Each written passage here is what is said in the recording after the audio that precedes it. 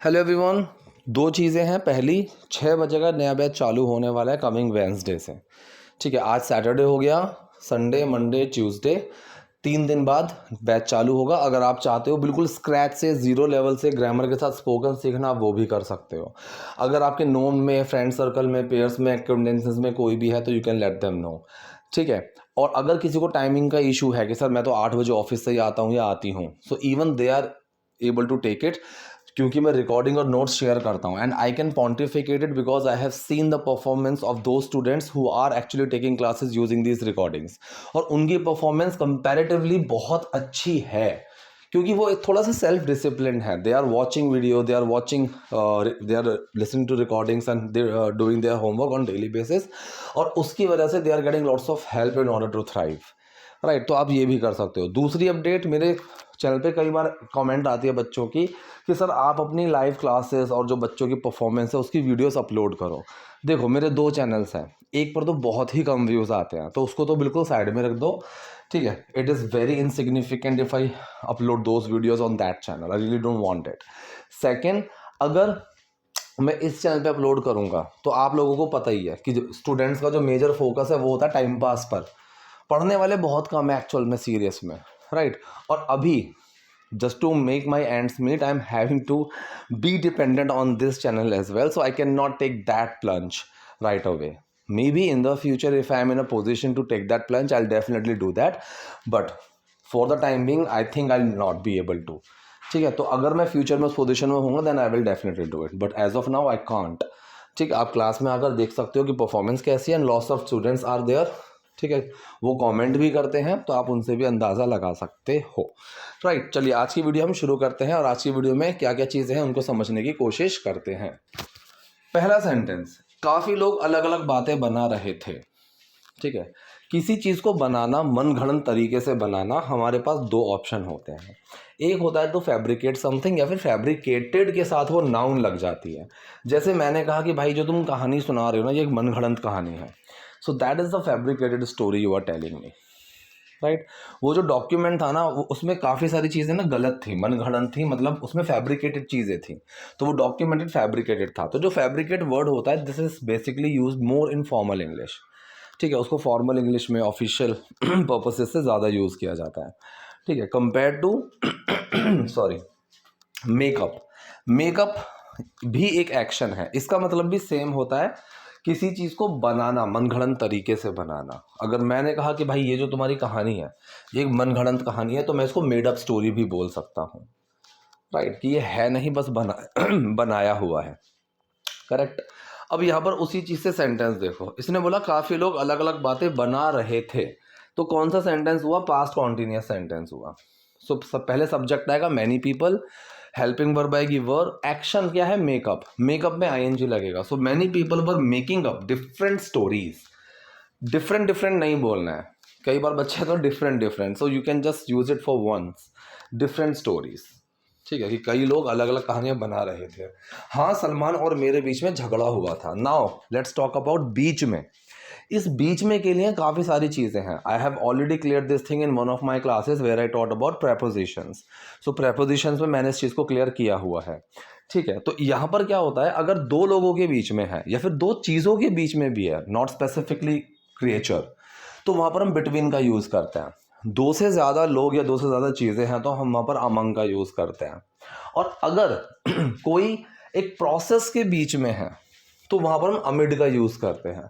जैसे amid the right, तो उस दंगों के बीच में। अब दंगा क्या है? दंगे एक प्रोसेस ही तो है। Correct. Amid his education, education क्या है? अमिड हिज कॉलेज डेज, ये सब क्या है? ये प्रोसेस है।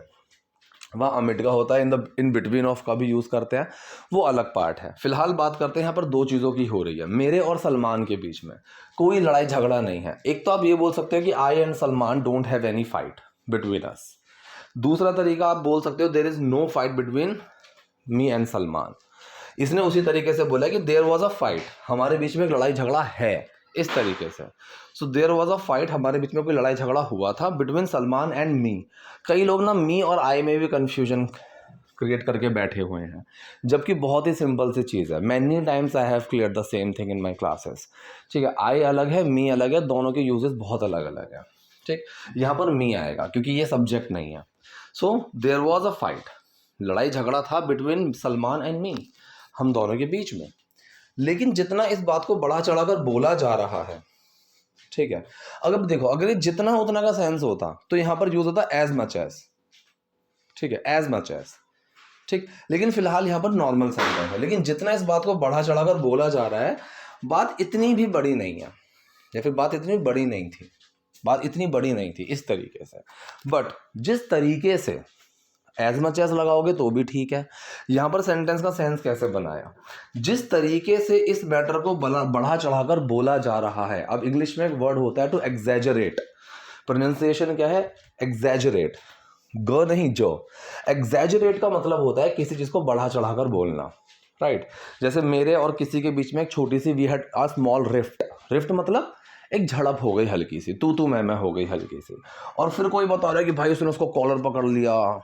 राइट, बहुत ज़्यादा छीना झपटी होने लगी. मैंने कहा you are just exaggerating it. ठीक है, इतना भी कुछ नहीं हुआ था, डोंट एग्जैजरेट.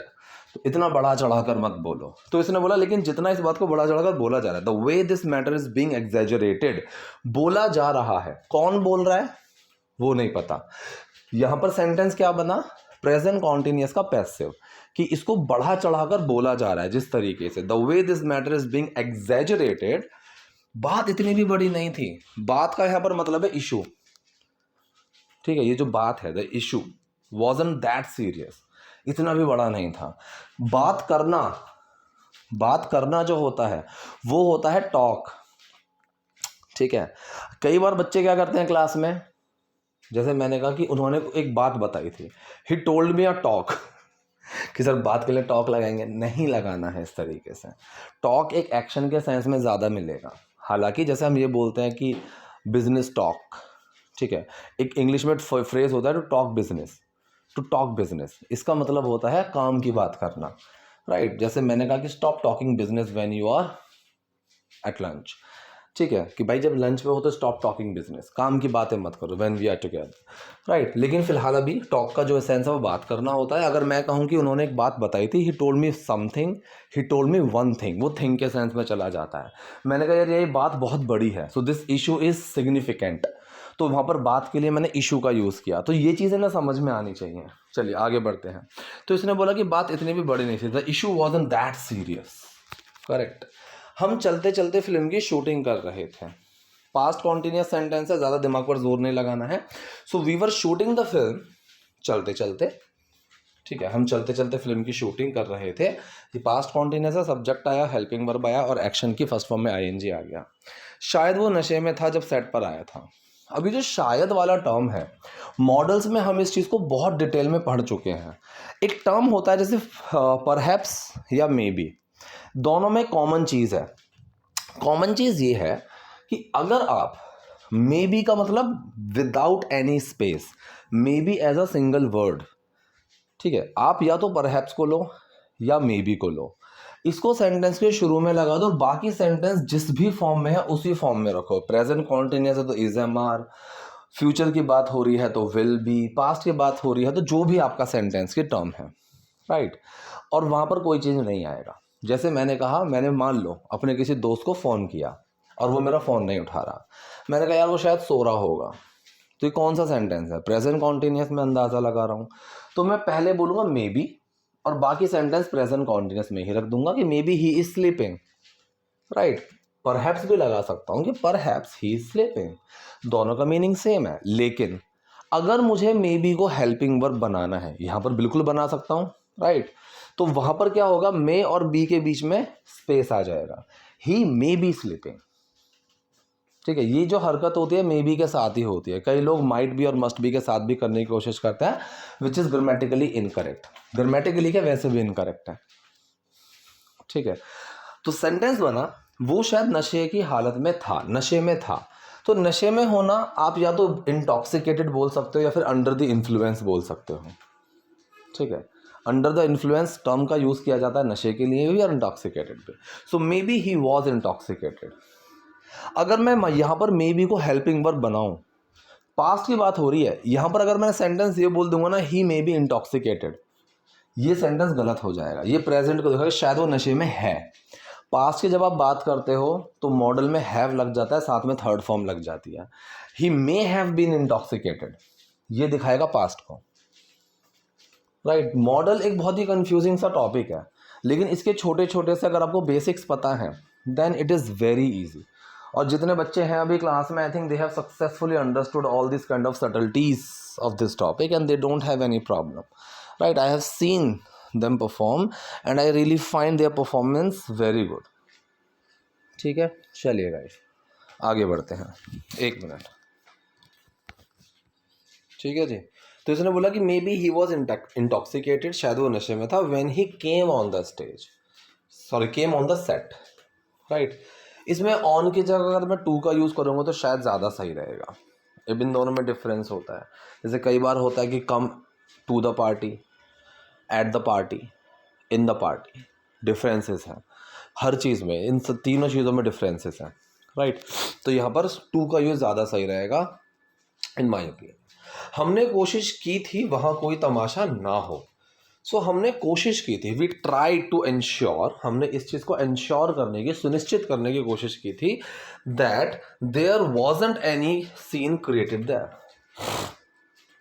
ठीक है। आप इसमें शुड का इस्तेमाल भी कर सकते हो कि we try to ensure that there should not be any scene, ठीक है। There should not be any scene created, दोनों तरीके से सही है। No scene should be created there, right. Direct sentence में बोल रहे हो तो आएगा, अगर इनडायरेक्ट में बोलोगे तो शुड हैव बीन लग जाएगा। आज ही डायरेक्ट इनडायरेक्ट पढ़ाया था मैंने, तो दोनों तरीके से सही है सेंटेंस। मैं जानता था कि अभी बात करने से कोई फ़ायदा नहीं है, राइट। सो मैं जानता था, आई न्यू, ठीक। Talking at that moment wouldn't help, past में फ्यूचर की बात हो रही है इसीलिए यहाँ पर वुड का यूज़ किया। आप इसको ऐसे बना सकते हो कि मैं जानता था कि कोई फ़ायदा नहीं था, इसको कंडीशन में ले सकते हैं, there was no use of talking that moment, ये भी सही है। I knew that talking at that moment wouldn't help, कि उस मोमेंट पर बात करने से कुछ नहीं होगा, इससे कुछ नहीं मिलेगा, इट वोंट हेल्प। जैसे हम हिंदी में बोलते हैं ना कि भाई देखो कितनी भी इंग्लिश क्लासेस लेते रहो, कुछ भी करते रहो, लेकिन अगर तुम प्रैक्टिस नहीं करोगे ना, इससे कुछ नहीं होगा, ये जो होगा वाला सेंस है, इसके लिए इंग्लिश में हेल्प का यूज़ किया जाता है। जैसे मैंने कहा कि भाई क्लास लेने से कुछ नहीं होगा अगर तुम प्रैक्टिस ही नहीं करोगे तो, so if you don't practice classes are not going to help you, या फिर classes won't help if you don't practice, correct. If you will not मत लगा देना कि सर अगर आप प्रैक्टिस नहीं करोगे, फ्यूचर की बात हो रही है, इफ़ के साथ विल लगा देते हैं, नहीं, इफ़ के साथ विल ऐसे नहीं लगता है। So I knew that talking at that moment wouldn't help, मैं बात को ज़्यादा बढ़ाना नहीं चाहता था। अब बात बढ़ाने को क्या बोलते हैं, बात बढ़ाना होता है एस्केलेट करना उस चीज़ को, राइट।